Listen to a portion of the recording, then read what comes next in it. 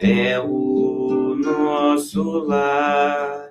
Alguns chegam por amor, outros pela dor, mas irmanados num ideal de graça e louvor.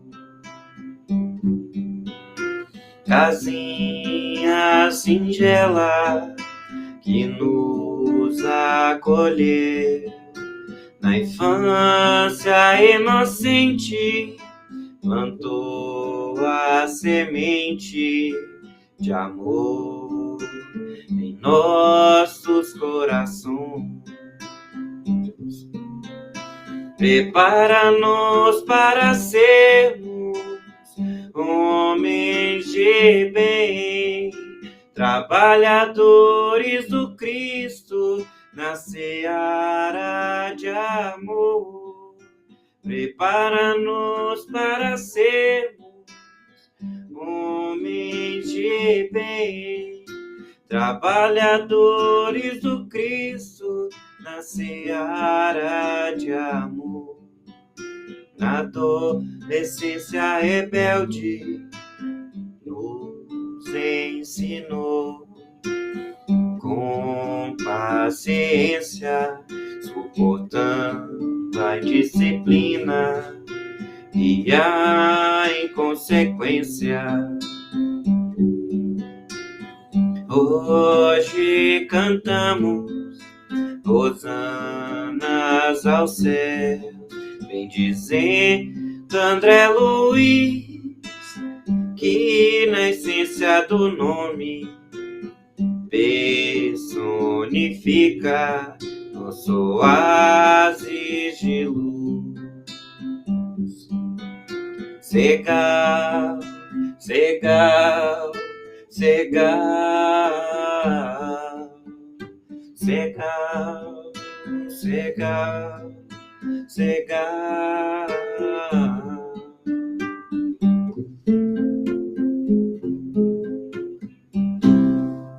Olho em tudo e sempre encontra ti. Estás no céu, na terra, onde for. Em tudo que me acontece encontro seu amor. Já não se pode mais deixar de crer no seu amor. É impossível não crer em ti, é impossível não te encontrar, é impossível não fazer de ti meu ideal. Sejam todos bem-vindos a mais uma reunião pública do Segal. Eu espero que todos estejam bem. Meu nome é Joana Dark, hoje eu estou na condução. Eu vou passar a escala de trabalho agora para vocês. Quem fez a nossa alegria cristã é o nosso companheiro, nosso amigo do peito, Ramon. E a leitura do Evangelho hoje, quem vai fazer, ninguém conhece ela, nossa amiga Marisete. Ela vai estar fazendo o capítulo 5, Bem-aventurados os aflitos, o item 14, 15 e 16, que fala o suicídio e a loucura. E a palestrante vai estar conosco essa noite, vai estar conversando um pouquinho conosco, é a nossa amiga Regina Ramos. Seja bem-vinda, minha companheira. Obrigada, querida. E para fazer a nossa prece, ela vai estar falando, né, sobre a Semana em Defesa da Vida e o Suicídio, porque é para o passe a fluidificação das águas, e a prece final, nosso companheiro Raudeni. Eu vou pedir para o Ramon cantar mais uma musiquinha, e posterior, Marisete vai estar fazendo a leitura do Evangelho. A melhor oração é o amor. A melhor oração é o amor. Não precisas orar, mas tu deves lembrar que a melhor oração é o amor. Caridade é também oração. Gentileza, auxílio e perdão são as preces sublimes do seu coração, gentileza, auxílio e perdão. A leitura do Evangelho, no capítulo 5, Bem-aventurados aflitos, o suicídio e a loucura, itens 14 a 16. A calma e a resignação auridas da maneira de considerar a vida terrestre e da confiança no futuro dão ao espírito uma serenidade que é o melhor preservativo contra a loucura e o suicídio. Com efeito, é certo que a maioria dos casos de loucura se deve à comoção produzida pelas vicissitudes que o homem não tem a coragem de suportar. Ora, se encarando as coisas deste mundo da maneira por que o Espiritismo faz que ele as considere, o homem recebe com indiferença, mesmo com alegria, os reveses e as decepções que houveram desesperado noutras circunstâncias. Evidente se torna que essa força, que o coloca acima dos acontecimentos, lhe preserva de abalos a razão, os quais, se não fora isso, a conturbariam. O mesmo ocorre com o suicídio. Postos de lado os que se dão em estado de embriaguez e de loucura, aos quais se pode chamar de inconscientes, é incontestável que tem eles sempre por causa um descontentamento, quaisquer que sejam os motivos particulares que se lhe apontem. Ora, aquele que está certo de que só o desventurado por um dia, e que melhores serão os dias que hão de vir, enche-se facilmente de paciência. Só se desespera quando nenhum termo divisa para os seus sofrimentos. E que é a vida humana com relação à eternidade, senão bem menos que um dia? Mas, para o que não crê na eternidade e julga que com a vida tudo se acaba, se os infortúnios e as aflições o acabrunham, unicamente na morte vê uma solução para suas amarguras. Nada esperando, acha muito natural, muito lógico mesmo, abreviar pelo suicídio as suas misérias. A incredulidade, as simples dúvidas sobre o futuro, as ideias materialistas, numa palavra, são os maiores incitantes ao suicídio. Ocasionam a covardia moral. Quando homens de ciência, apoiados na autoridade do seu saber, se esforçam por provar aos que os ouvem ou leem que estes nada têm a esperar depois da morte, não estão, de fato, levando-os a deduzir que, se são desgraçados, coisa melhor não lhes resta senão se matarem? Que lhes poderiam dizer para desviá-los dessa consequência? Que compensação lhes podem oferecer? Que esperança lhes podem dar? Nenhuma, a não ser o nada. Daí se deve concluir que, se o nada é o único remédio heróico, a única perspectiva, mais vale buscá-lo imediatamente e não mais tarde para sofrer por menos tempo. Que a paz do nosso Mestre Jesus esteja com todos nós nesse momento e que Maria Santíssima, Mãe de Jesus, esteja nos amparando. E pedimos ao nosso Mestre Jesus que nos ajude a entender a palestra de hoje e colocar em prática e auxiliar a todas as pessoas que necessitam de nossa ajuda. Pedimos também, Senhor Jesus, que os amigos da espiritualidade possam estar conosco, nos auxiliando e nos ajudando. Peço que troque as nossas energias por energias melhores. Vamos mentalizar uma luz azul descendo pelo coronário. E ela vai nos trocando as energias por energias melhores, as dores. E queremos falar para o Senhor, muito obrigado, Mestre Jesus. E com essa prece que foi feita, damos por aberto o nosso trabalho. E assim. Vou passar a palavra agora para a nossa companheira Regina. Seja muito bem-vinda, minha irmã. É um prazer recebê-la aqui na nossa casinha, mesmo que virtual. Sejam muito bem-vindos, irmãos e irmãs em Cristo. Que Jesus, como bem disse o nosso amigo que fez a prece, possa nos auxiliar neste momento a um completo entendimento do que hoje vamos aqui conversar. Todos que me recebem com carinho, o meu muito obrigada, porque falar sobre Jesus é muito bom. É assim, é uma das razões da minha vida mesmo, eu me sinto muito feliz e honrada por estar aí na casa. Então, meus amigos, olha só, essa Semana em Defesa da Vida. Que maravilhosa a iniciativa dessa casa, né? Semana em Defesa da Vida. Que maravilha. Então, fui ver lá na Bíblia de Jerusalém, em seu livro de João, no capítulo 10, versículo 10, uma fala que João diz que Jesus falou certa vez. E ele diz assim: o ladrão só vem para roubar, matar e destruir. Eu vim para que tenham vida e tenham vida em abundância. Olha só que beleza. Então, esse versículo, meus irmãos, ele é retirado do grande capítulo que fala sobre a parábola do bom pastor, a qual Jesus mesmo se reporta a ele como bom pastor. E ao ladrão que rouba, porque sabemos, meus irmãos, que Jesus falava por parábolas, por metáforas, para que, passado mais de 2000 anos, nós pudéssemos estar numa noite dessa, aqui no Brasil, comentando sobre uma passagem dele.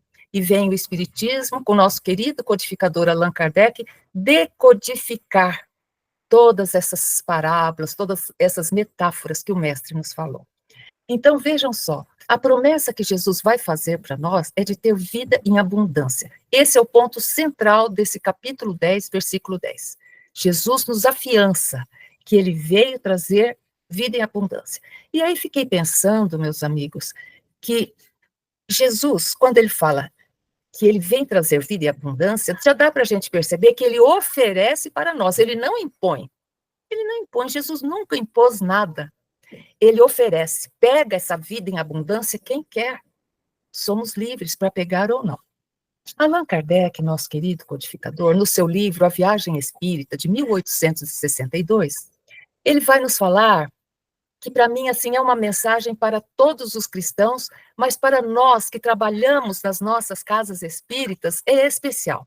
Ele vai falar assim: coloco em primeiro lugar, consolar os que sofrem, levantar a coragem dos abalados, arrancar um homem de suas paixões, arrancar o homem do desespero, arrancar o homem do suicídio e detê-lo, talvez, do abismo do crime.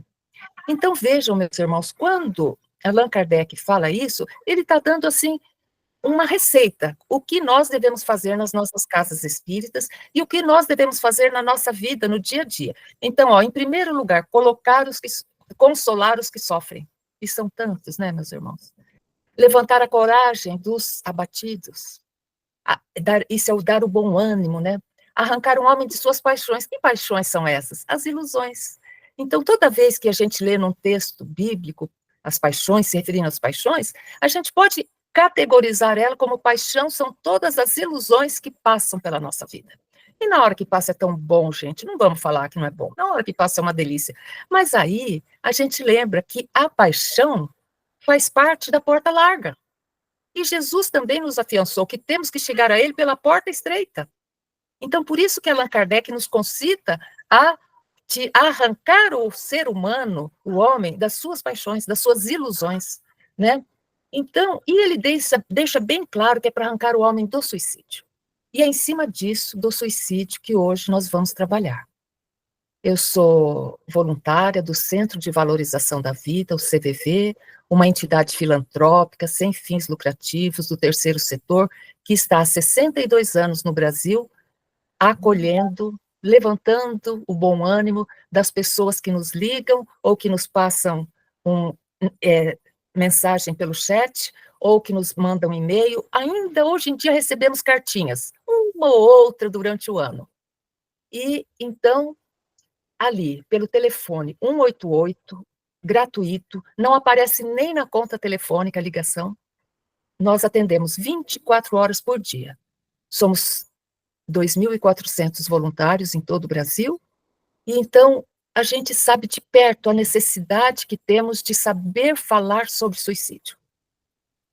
E hoje, minimamente, meus irmãos, nós vamos tentar aprender, não só aprender, como entender mais sobre esse tema. Esse tema é um tema difícil, né, que muitas pessoas nem gostam de comentar. Muitas pessoas não gostam nem de falar a palavra suicídio. Mas também vamos aqui hoje tentar tirar esse mito de que não se deve falar sobre suicídio. Não se deve fazer espetáculo em cima de um suicídio. Isso não. Mas falar sobre suicídio é essencial. Por quê? Olha só, vamos fazer um comparativo. Ninguém consegue prevenir uma coisa se não conhece? Não é mesmo? Como é que nós vamos prevenir uma coisa que a gente nem sabe? Vamos tirar, por exemplo, o câncer de mama. Há uns 30 anos atrás, se alguma tia da gente tivesse câncer de mama, ninguém falava essa palavra. Falava, tia Maria está com aquela doença. Era aquela doença. Ninguém ousava falar.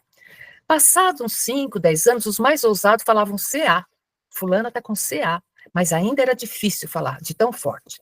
O Ministério da Saúde, percebendo que o número estava aumentando exponencialmente, começou a botar propagandas na mídia.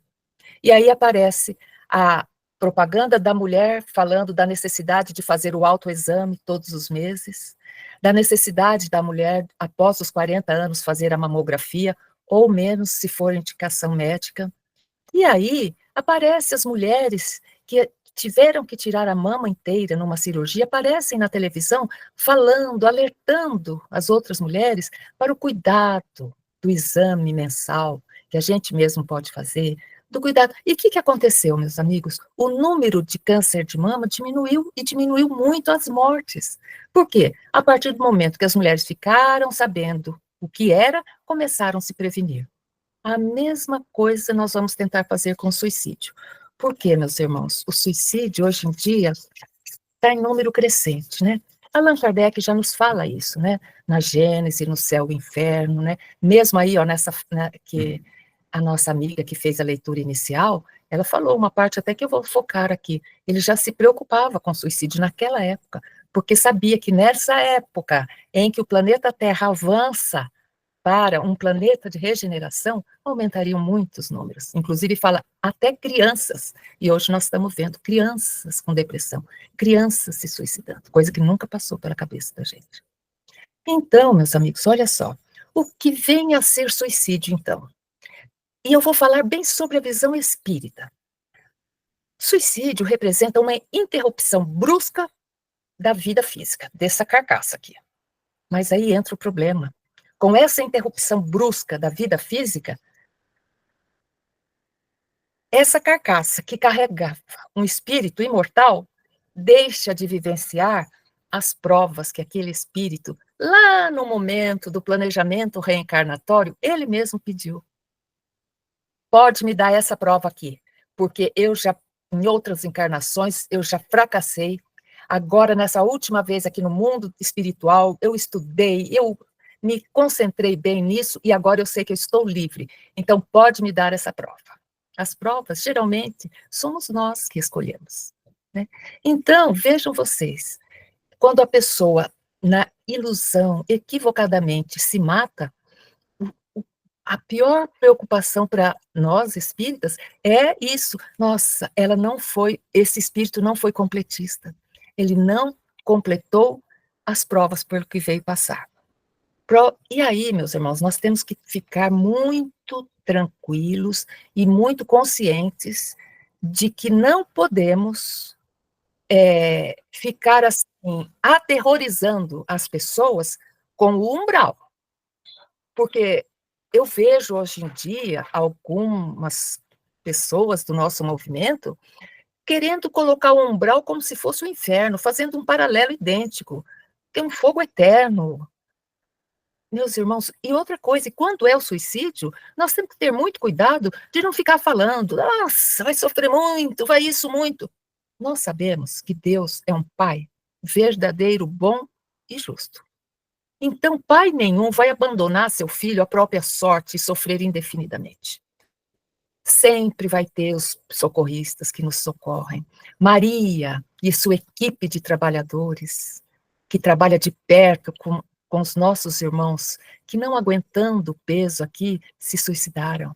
É Maria e sua equipe de trabalhadores que cuida desses nossos irmãos.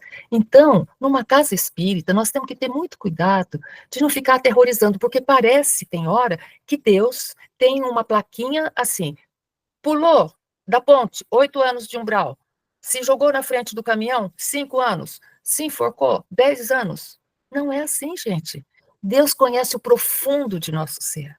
Deus sabe a dificuldade que aquele ser estava. Então, para tudo tem acolhimento. Nós vamos ter que recompor aquilo que tiramos do lugar, vamos ter que recompor. Mas lembrando que Deus é um Pai de amor e bondade, não é mesmo? O Espiritismo não aterroriza ninguém. Deus é um Deus de amor. É de justiça, mas é de amor e bondade. Então, o suicídio, meus irmãos, sendo um ato de autodestruição, com o objetivo ali concreto de dar fim à própria vida, ele vem ser a última tentativa de comunicação que aquele ser humano fez. E isso é bom que nós entendamos, gente.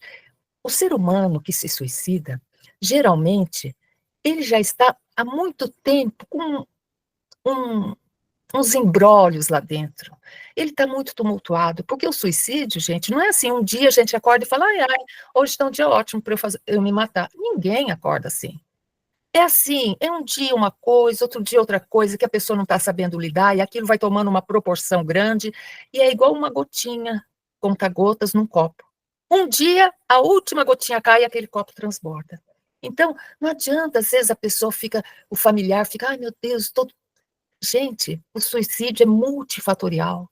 Não tem um motivo só. Ah, a pessoa, ele perdeu o emprego, por isso se matou. Não foi. O perder o emprego pode ter sido a última gota d'água que fez o copo transbordar. Mas embaixo disso já vinha muito sofrimento. Então, meus amigos, olha só. E essa pessoa que está nessa angústia, ela não consegue se comunicar. E às vezes, se ela se comunica, ela não é entendida, ela não é compreendida. Por quê, gente? Nós não sabemos falar sobre suicídio e nós não sabemos escutar também, que é uma coisa muito ruim, muito tenebrosa, e nós não sabemos. Mas olha só, aquela pessoa que está angustiada, que sente aquele vazio no peito, aquele buraco corroendo, né? Como será? Nós, então, vamos ter que conhecer hoje alguns comportamentos suicidas para que nós possamos olhar com mais cuidado. E aí, quando eu falo olhar, não é só ver, porque ver, quem tem os olhos sem nenhum problema grande, ele vê. Mas olhar é diferente, gente. Olhar é olhar com amor, olhar com cuidado. Nossa, eu tenho preocupação com você. Né? Então, quando a gente sabe alguns tipos de comportamentos suicidas, a gente começa a olhar as pessoas à nossa volta, seja familiares, amigos, colegas de trabalho, colegas de voluntariado que a gente faz, a gente começa a olhar com mais cuidado. Então, olha só, a grande maioria das vezes, o suicida, ele dá sinais, ele dá pistas. E isso é uma coisa que é terrível para os familiares e para os amigos próximos que fica, porque depois que a pessoa se suicida, eles começam a encaixar as peças do quebra-cabeça. Nossa, é por isso que ele fez aquilo. Nossa, é por isso que ela estava fazendo aquilo. Mas na hora, a pessoa não viu, não conseguiu. O porquê? Porque não sabe. A gente não protege o que não conhece. Então, olha só, se a pessoa... Então, devemos estar atentos. Se a pessoa se encontra sem planos, gente, já faz muito tempo que aquela pessoa não tem um plano para o futuro, como uma possibilidade. E quando eu pensava nisso, eu pensei, como será que eu, uma pessoa já de idade, né, que eu já tenho 72 anos, será que eu tenho plano para o futuro? Que é lógico, a gente sabe, né, que a gente tem bem menos de futuro do que já viveu. E aí, eu fiquei pensando, nossa, como não? Se eu tenho muitos planos para o futuro. E aí eu pensei, qual o meu plano para o futuro? Meu plano para o futuro é que eu tenha, minha cabeça continue boa, que eu possa continuar trabalhando para Jesus, seja no Espiritismo, seja no voluntariado do CVV. E aí eu pensei comigo, que é melhor plano para o futuro do que esse, não é mesmo? Porque a gente com 72 anos, difícil a gente chegar bem de físico. Gente, não tem novidade, cada semana a gente conhece um médico diferente, e é assim, mas nós que temos conhecimento da imortalidade da nossa alma, a gente fala assim, ainda bem que é só o físico, né? E a gente fala, meu espírito está lá inteiro, né? Então, veja só, uma pessoa que não tem planos nenhum, é motivo da gente ficar um pouquinho mais atenta a ela. Pessoa que não vê sentido na vida. Às vezes a pessoa fala assim, olha, que sentido que tem a minha vida? Eu levanto, tomo banho, tomo café, vou para o serviço, chega meio-dia, vou almoçar, volto para o serviço, volto para casa, de tardezinha, tomo banho de novo, janto, fico na TV um pouquinho e vou dormir. E todo dia é a mesma coisa. Isso, para algumas pessoas, é uma rotina terrível. E imaginemos para quem não tem um serviço, que vontade que essa pessoa tem de ter uma rotina. Então, o que pode ser ruim para mim, pode ser uma aspiração da outra pessoa. Então, a gente vê também como sentido, a falta de sentido da vida, essa questão da pessoa achar que é muito monótono a vida dele, que nada acontece. Mas, às vezes, com o passar do tempo, a gente que já tem mais idade, a gente dá graças a Deus quando nunca acontece nada. Porque, às vezes, acontece cada coisa que é tão difícil sair daquele buraco. Então, quando não acontece nada, a gente fala, ufa, mais um mês que passou sem grandes tormentas. E a gente agradece ao Criador. Outra coisa que podemos ficar atentos é a pessoa que tem umas alterações de humor extrema. Um dia está naquela depressão lá no fundo do buraco, que sentimento de culpa, de remorso, de vingança, ou de vergonha, qualquer sentimento que esteja doendo nela, e a pessoa apresenta ansiedade, depressão, já no dia seguinte a pessoa acorda ótima, nossa, hoje eu estou muito boa. É um momento perigoso, porque nesse momento do impulso, a pessoa pode se suicidar. Porque nesse momento do impulso, a pessoa acha que nada acontece com ela, então ela se joga ao perigo até. Então, mudanças de humor muito frequentes, vamos ficar atentos. Então, olha só, e assim, essas melhoras súbitas, assim, a pessoa tem uma depressão, no outro dia a pessoa está muito boa, pode ser que a pessoa já aceitou lá dentro dela a decisão de morrer por suicídio. E isso traz um alívio para ela. Isso traz um alívio para ela, porque aquele estilo de vida dela, ela já não suporta mais. Então, vamos ver algumas frases de alerta que nós possamos escutar de qualquer pessoa, gente, que a gente vai ficar mais atenta. E são frases perigosas. A pessoa às vezes fala assim, olha, eu vou chutar o balde. Chutar o balde. Ou se não, vou derrubar, estou com vontade de derrubar o pau da barraca. Outra vez a pessoa fala, olha, a vida não vale a pena viver, gente. É viver, viver, viver e depois morrer. Tem pessoa que, né, não vale a pena viver. Às vezes a pessoa fala, eu não sirvo para nada.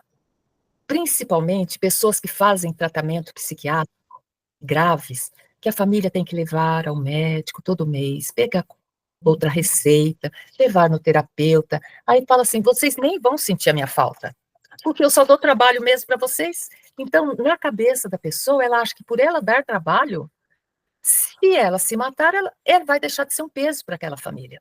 Então, olha o papel da família nesse momento. E quando a pessoa falar qualquer uma dessas frases, como será que nós vamos acolher essa pessoa? Nós não sabemos, né? Ninguém nasce sabendo.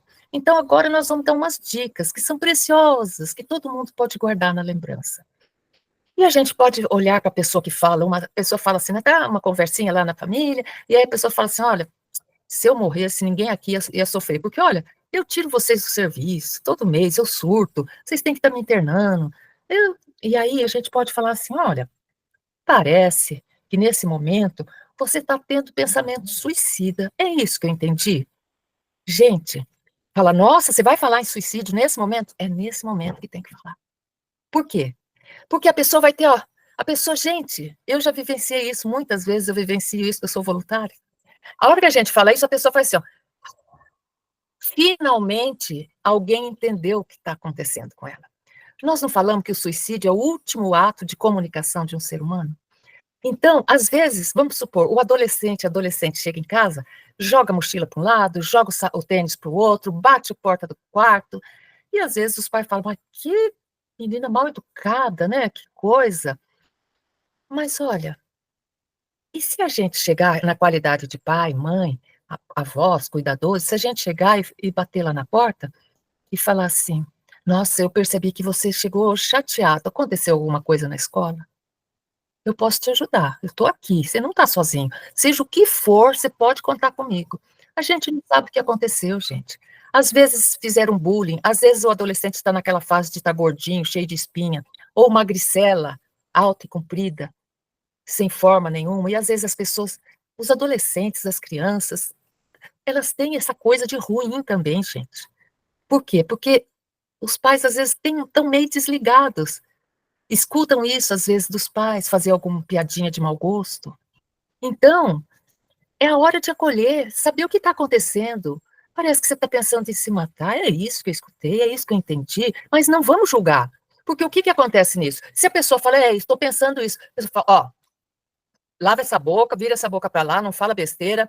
Aí fala, lembra aquele celular, aquele iPod lá, sei lá, iPad que você queria? Vamos comprar hoje. Vamos comprar hoje.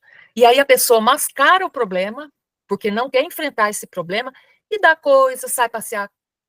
Não é assim, gente. É um momento sério, decisivo, que o que aquele adolescente precisa não é de presente. Ele precisa de sentir que tem alguém com ele. Ou o adulto. O que aquele adulto precisa não é de sermão. Ele precisa de alguém que entenda o que está acontecendo. E aí a gente pode perguntar para ele, como eu posso te ajudar? Como você gostaria que eu te ajudasse? Porque aí abre um diálogo.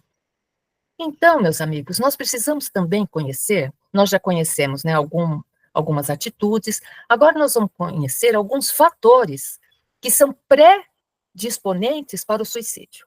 Então, transtornos psíquicos.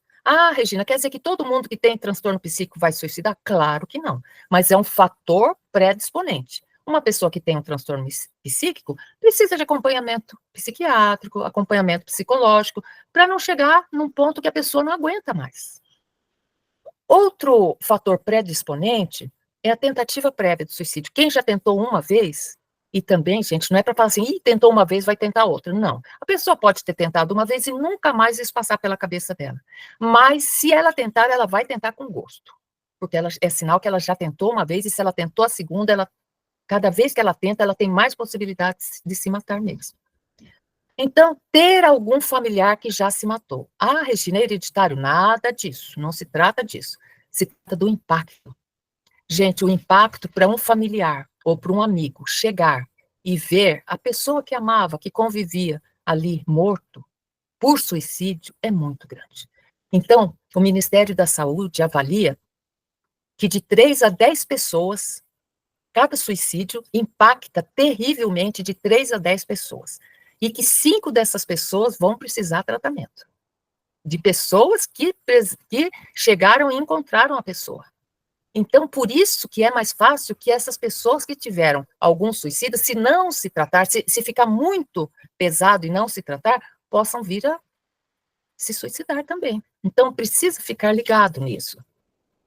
Outra coisa, o menino ou a menina que, quando criança, sofreram abuso sexual, tem um enorme percentual de probabilidade de tirar a sua vida.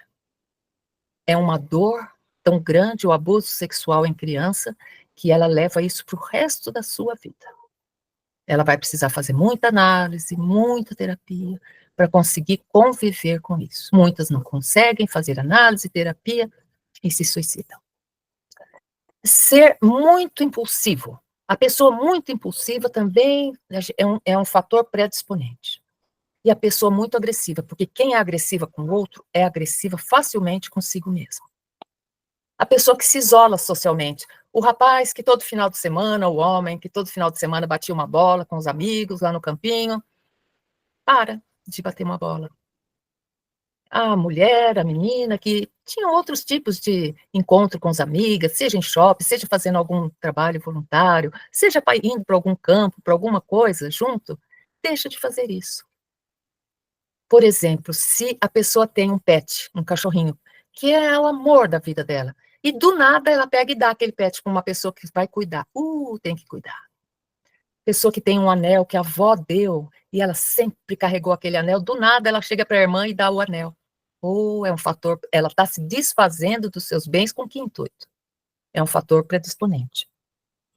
E ter doença incapacitante. Pessoa jovem, cheia de vida, acontece um acidente e fica paraplégico.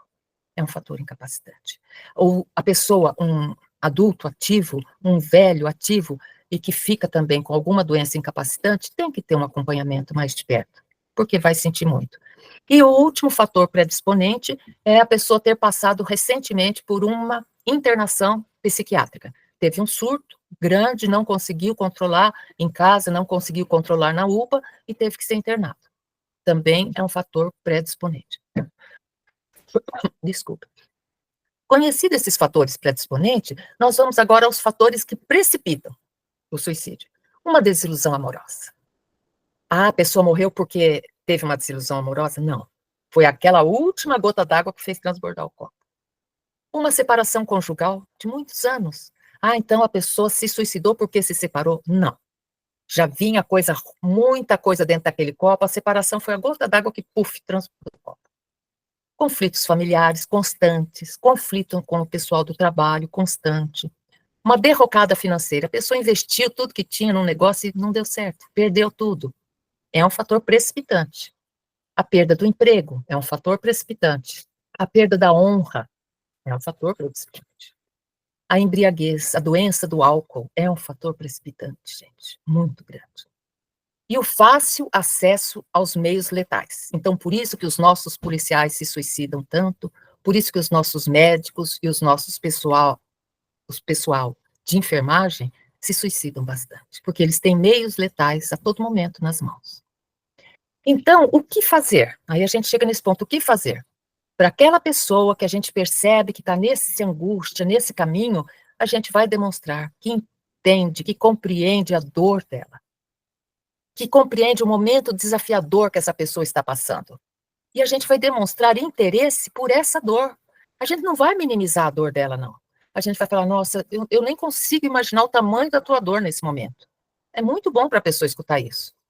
Nós vamos demonstrar um acolhimento sincero e vamos demonstrar que nós estamos às ordens. Olha, eu estou aqui. Você quer procurar um psiquiatra? Eu vou junto com você, eu ajudo você. Você quer procurar um psicólogo? Eu vou junto com você. Você quer vir para o centro e fazer um tratamento espiritual com água fluidificada? A hora que Joana d'Arc lembrou da garrafinha da água, né? É um tratamento, gente, maravilhoso. Então, né, vem, eu vou com você e tal. Isso nós podemos fazer. E o que falar? Né? Já vamos aprender um pouquinho mais o que falar. A gente pode falar assim, tem algo que eu possa fazer para te ajudar? Isso sempre cai bem, gente. Ou se não, você gostaria de partilhar comigo um pouco dessa dor? Quem sabe desabafando fica mais fácil para você carregar.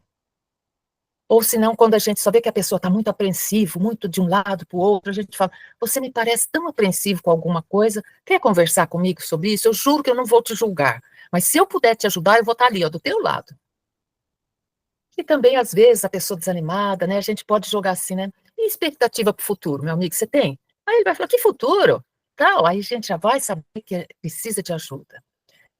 E quando a pessoa, sabe, tem época que a pessoa só começa a falar de morte, ele vê quem morreu, olha, sabe quem morreu? Fulano morreu, sei lá, ele liga a televisão daqueles programa que só falta sair sangue, e fica falando, relembrando pessoas mortas, da família, amigo.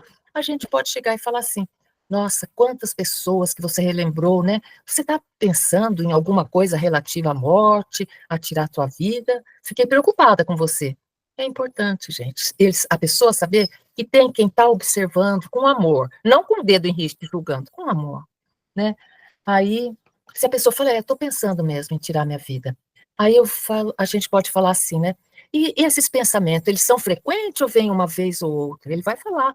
Aí a gente vai falar, nossa, se é frequente deve ser ruim, né? E se vem uma vez ou outra, a gente pode falar assim, então você está conseguindo tirar esse pensamento quando ele vem? Para a gente chegar, né, a um acordo com essa pessoa, o que nós vamos fazer? Porque a gente não quer ver essa pessoa sofrer. E o que não falar, gente? Eu acho que agora é o mais importante, porque às vezes a gente vê tanta pessoa falando tanta besteira. O que não devemos falar? Isso é falta de Deus. Não devemos falar. Gente, para quem está nesse estado, ele não está numa comunhão bem boa com Deus. Não adianta a gente jogar isso na cara. Ou falar assim, isso é falta de fé.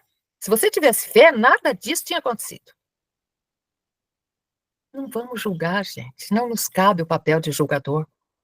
Ou se não, por que você não procurou ajuda logo que isso começou? Você foi deixar chegar, ficar nesse ponto?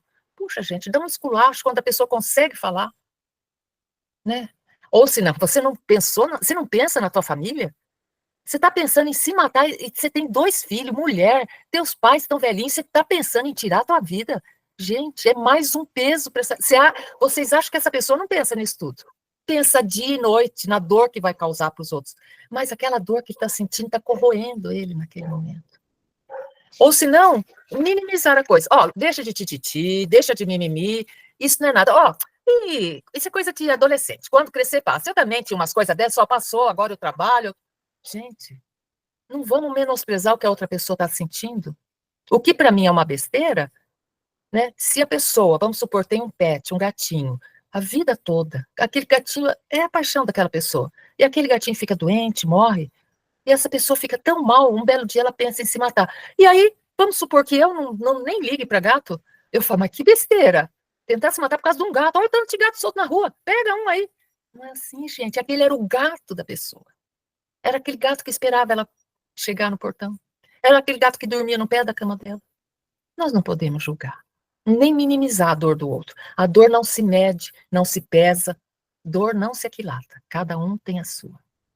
Então, gente, repetindo uma frase que a nossa amiga que fez a leitura inicial, quando fala lá no Evangelho segundo o Espiritismo, no capítulo 5, item 14, que Allan Kardec vai falar: a calma, a resignação, adquiridos na maneira de considerar a vida terrestre e a confiança no futuro, dão ao espírito a serenidade, que é o melhor preservativo contra a loucura e o suicídio.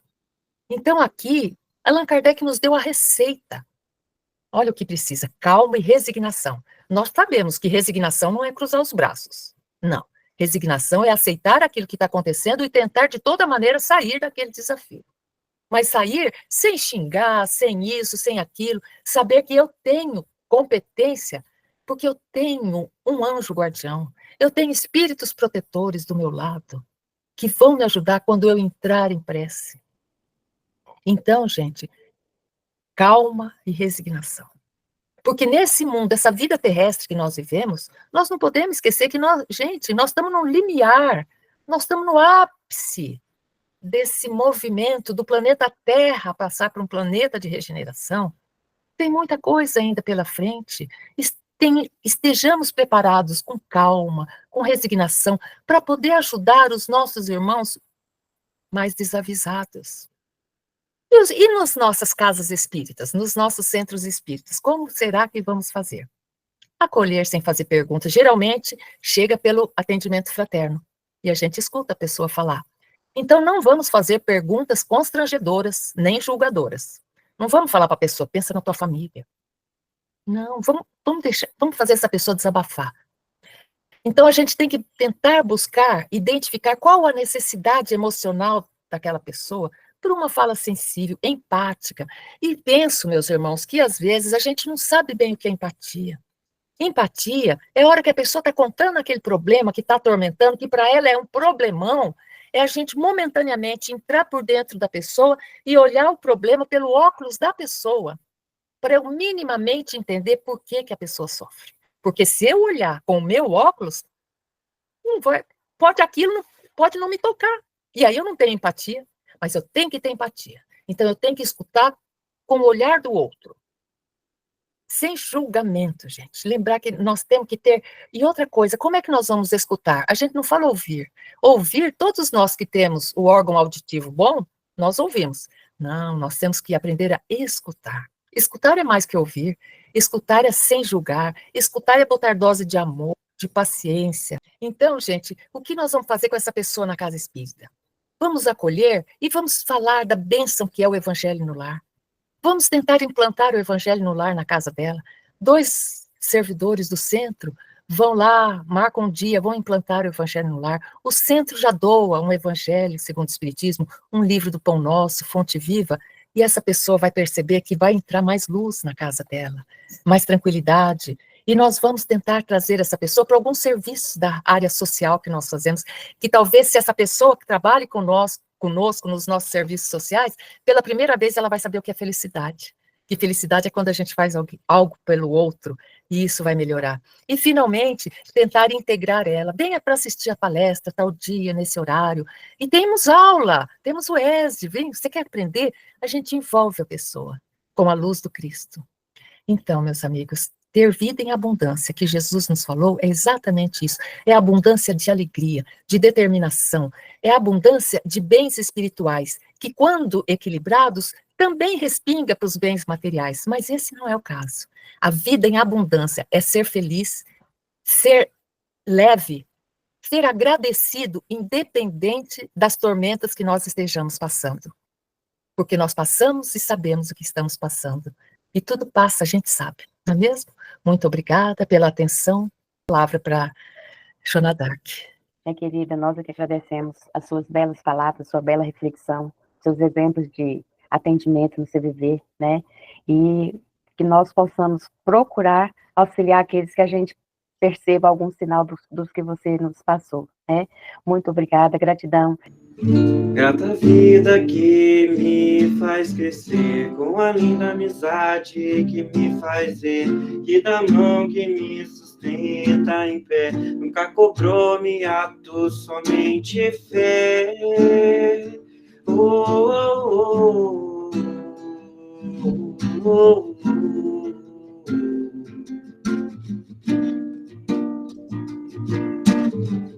Quando você se afasta de mim, sempre escura a ilusão de pensar no fim, mas você vem com o seu coração e me mostra que a vida é doação, é doação, é doação. Oh, grata vida que me faz crescer, com a linda amizade que me faz ver, que da mão que me sustenta em pé, nunca cobrou miatos, somente fé.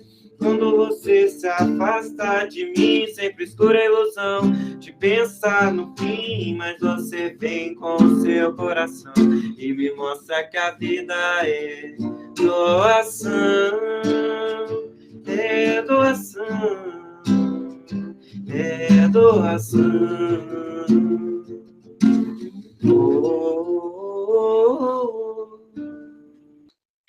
Que a paz do Mestre Jesus esteja em nossos corações.